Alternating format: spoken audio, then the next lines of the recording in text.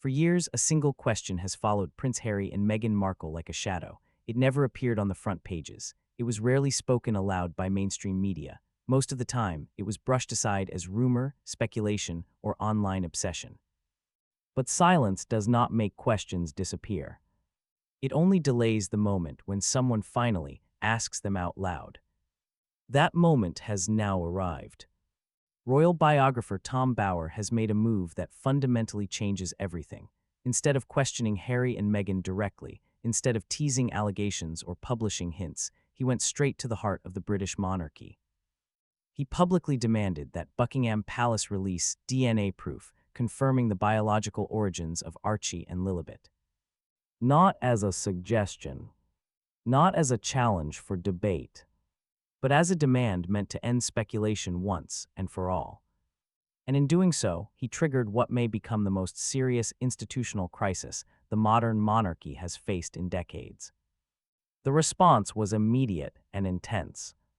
Within hours of Bower's statement becoming public, reports emerged describing frantic activity behind the scenes. Legal teams worked through the night. Emergency meetings took place. Phone calls flew between Montecito, London, and key intermediaries. Draft statements were written and abandoned. Cease and desist letters were prepared but never sent. Public relations teams searched for language that could contain the damage without making the situation worse. But there was no safe language. Because this was not a story that could be managed through interviews, documentaries, or carefully curated public appearances. This was not about optics. This was about evidence. And more importantly, about who controls it. What makes Tom Bower's move so devastating is not just the demand itself, it is the target. He did not ask Harry and Meghan to prove anything. He did not invite them to respond, explain, or defend themselves. He declared them irrelevant. By addressing Buckingham Palace directly, Bower stripped the Sussexes of their greatest weapon, narrative control. They cannot counter this with a Netflix series. They cannot reshape the conversation through a high-profile interview. They cannot silence the palace with legal threats. This is no longer about two individuals. It is about the institution that placed their children in the line of succession, and whether that institution knowingly protected a lie. To understand why this moment matters, you have to understand who Tom Bower is. He is not a tabloid journalist. He is not a YouTuber chasing views. He is not a conspiracy theorist speculating from a distance. Tom Bower is a veteran investigative biographer with decades of experience exposing powerful people and institutions. His work on politicians, corporations, and the royal family has repeatedly uncovered information that insiders wanted buried. When he wrote about Prince Charles and Camilla following Princess Diana's death, he revealed uncomfortable truths about image rehabilitation and internal palace strategy. When he investigated Meghan Markle, he relied on extensive sourcing, documented evidence, and first-hand accounts. Despite legal pressure, the book was published and became a bestseller. Bower does not speculate publicly. He acts when he believes the facts are already established. That is why his demand matters. Bower is not asking the palace to conduct DNA testing. He is asking them to release proof he believes already exists. This assumption is critical. Royal pregnancies are not treated like ordinary family matters. The monarchy is built on bloodline legitimacy. It has survived for centuries because it verifies lineage with obsessive care. Medical documentation, independent confirmations, strict protocols. No institution as old and cautious as the British monarchy would place children into the line of succession without knowing the truth about their biological origins. Bower's move implies one thing very clearly. The palace already knows. For years, certain details surrounding the births of Archie and Lilibet raised quiet concerns. Individually, each detail could be dismissed. Together, they form a pattern. Meghan Markle publicly described giving birth at the Portland Hospital in London, yet multiple sources, including hospital staff speaking anonymously, claimed there were no admission records matching the dates she provided. No paperwork. No discharge documents. No confirmation. The birth announcement itself raised eyebrows. It arrived hours after the reported delivery. Witness accounts placed Prince Harry elsewhere during critical time windows. Then there were the visual inconsistencies. During public appearances, the pregnancy bump appeared to shift position. In some moments, it creased sharply instead of maintaining a natural curve. In others, its size changed dramatically within days. One video showed the bump collapsing inward when Meghan sat down. Medical professionals and pregnancy experts noted this does not occur with a real pregnancy, but is consistent with a prosthetic. Supporters dismissed these observations as conspiracy thinking. But the images remained. Later, a video surfaced showing Meghan dancing in a hospital room shortly before labor. Instead of resolving doubts, it raised new ones.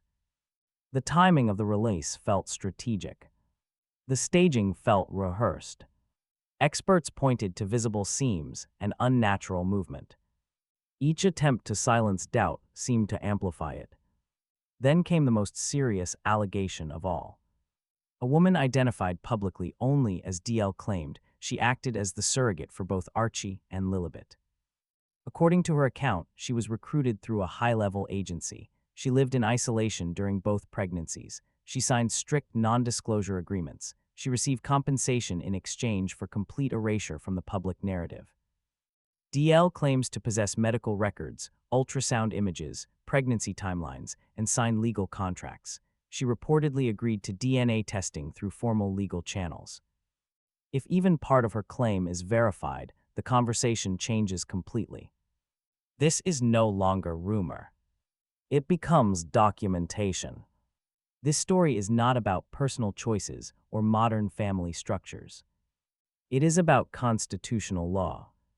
Under British succession rules, biological descent is mandatory.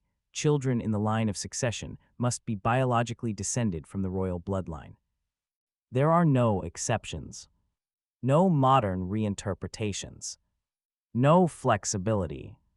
If surrogacy involved donor eggs or donor sperm that broke the direct biological link, those children cannot legally hold royal titles or positions in the succession. This is not emotional. It is legal. That is why the palace cannot dismiss this quietly. For years, Meghan Markle's approach worked. Control the narrative. Frame critics as hostile. Use legal threats strategically. Maintain an image of transparency while revealing only what she chooses. But this situation cannot be managed that way. She cannot sue Buckingham Palace. She cannot dictate institutional decisions. She cannot control evidence she does not possess. Reports describe anger, panic, and intense behind-the-scenes pressure to maintain silence. But the palace does not work for her. It works for the crown. The monarchy now faces two terrible options. If it releases DNA evidence and that evidence contradicts the official story, it risks exposing years of strategic silence and damaging Prince Harry permanently. If it refuses, it appears complicit in a cover-up that undermines the legitimacy of royal succession. Either path causes damage. Observers point to signs that the palace has been preparing quietly. King Charles appears publicly with Prince George, Princess Charlotte, and Prince Louis, yet he has never been photographed in comparable moments with Archie and Lilibet. There are no official birthday posts. No traditional christening photos with senior royals present. No visible integration into royal life. This distance appears deliberate. Behind closed doors, constitutional experts and legal advisors reportedly discuss contingency plans. These include title removal, succession adjustments, and legal mechanisms if deception is confirmed. This is no longer hypothetical. While the palace calculates and Meghan fights, Prince Harry appears to be collapsing under the weight of it all. Sources describe obsessive monitoring of news coverage, endless scrolling, rewatching videos, reading comments that dissect his life and his children. Friends describe mood swings, paranoia, and visible distress. This crisis strikes at the core of Harry's identity. Since leaving royal life, he built everything around fatherhood, protecting his family, breaking cycles, creating a healthier legacy. If the biological legitimacy of his children comes into question, that entire narrative collapses. Friends see only two possibilities. Either Harry was manipulated, which makes him appear weak and naive, or he knowingly participated, which makes him dishonest and unforgivable. Neither version saves him. Tom Bower did not raise questions. He forced a decision. By demanding DNA proof from the palace, he eliminated the option of quiet avoidance. Silence now looks like admission. Every defensive reaction feeds suspicion. If the palace releases evidence, the fallout will be immediate and irreversible. If it refuses, the monarchy risks long-term damage to its credibility. There is no third path. The Sussex brand was built on truth, transparency, and authenticity, on the promise that they escaped a secretive institution to live honestly. Now they are the ones refusing to answer basic questions. Even former supporters are asking the same thing.